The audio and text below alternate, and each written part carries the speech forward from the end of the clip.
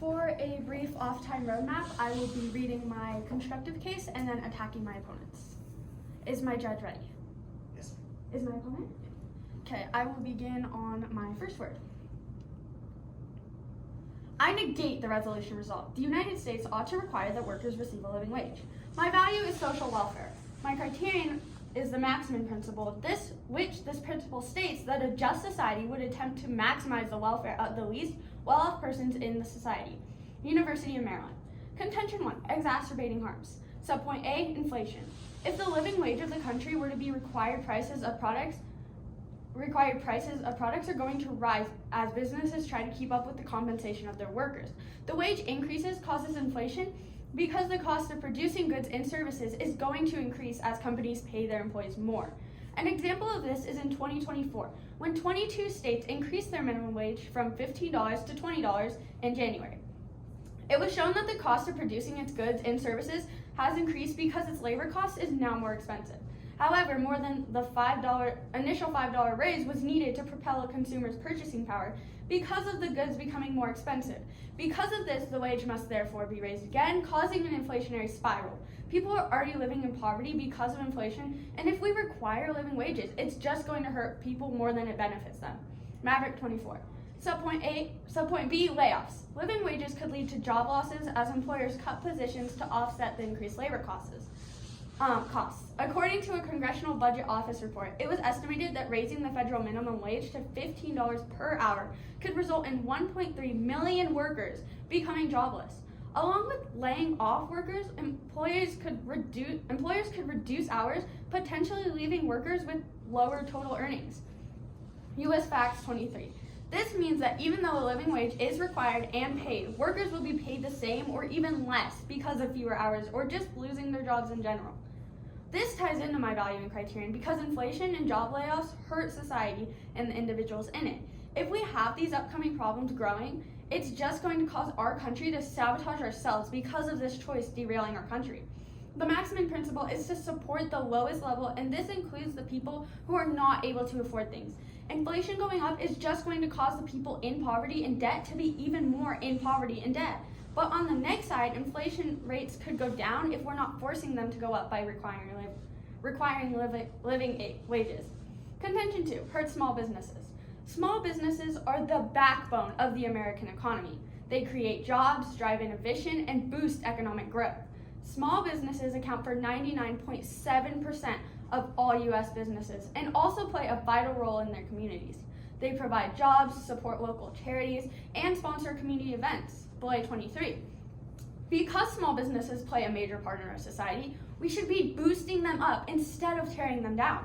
If the U.S. were to require a living wage, small businesses might struggle to absorb the additional labor costs because of them not making enough money as it is, therefore leading to layoffs and reduced hours. Maverick 24. This will affect the businesses by not being able to afford these costs and having to up their prices to make a profit. But if people stop buying because the prices go up, the business will shut down. Small businesses can employ residents who are unable to get a job anywhere else because of poor education or a record of some sort. These businesses give them a chance to right themselves, and if we end up having no small businesses, it will derail our country once again because of no one giving people a chance to redeem themselves. Barmelo 24. A study polled consumers all around the country and found that over 90% of Americans interact with a small business and more than half visit at least 3 of them in 1 week. This just emphasizes how important small businesses are and how we need to take the time to build them up.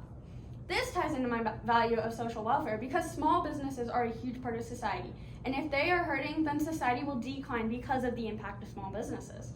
Raising up these small businesses below us is part of the Maximin principle and supports this. Because of these reasons, I can see nothing but a neg ballot. Moving on to my opponent's side of the flow. Their value is justice, which social welfare is included justice along with all these other aspects, making it social welfare a bigger value because of the fact that it takes into account justice and so many other things. Also, my opponent's value of justice does not affect living wage at all. Nobody is getting treated unfairly if we do not have a living wage. Their criterion is the veil of ignorance. which the Maximum Principle succeeds because of the fact that it focuses on those lowest in society, building up society once again. Maximum Principle is overall because, once again, the veil of ignorance does not connect to the fact that the living wage will cause our world to get better, and my opponent has failed to connect this.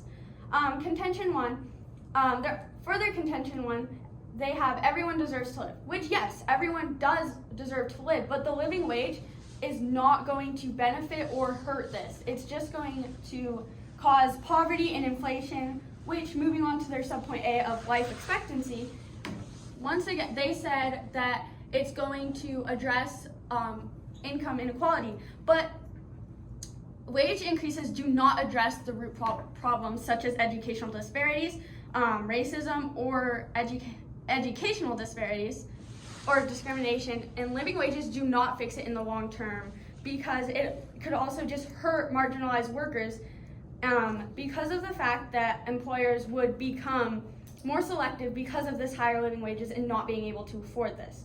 For their subpoint B of suicide, once again, it is just going to lead to poverty and inflation, which is going to make more financial stress on the people, which leading back, once again, going over my my contention of inflation is going to cause more stress in people's lives. Because of these reasons, I see nothing but a neg ballot.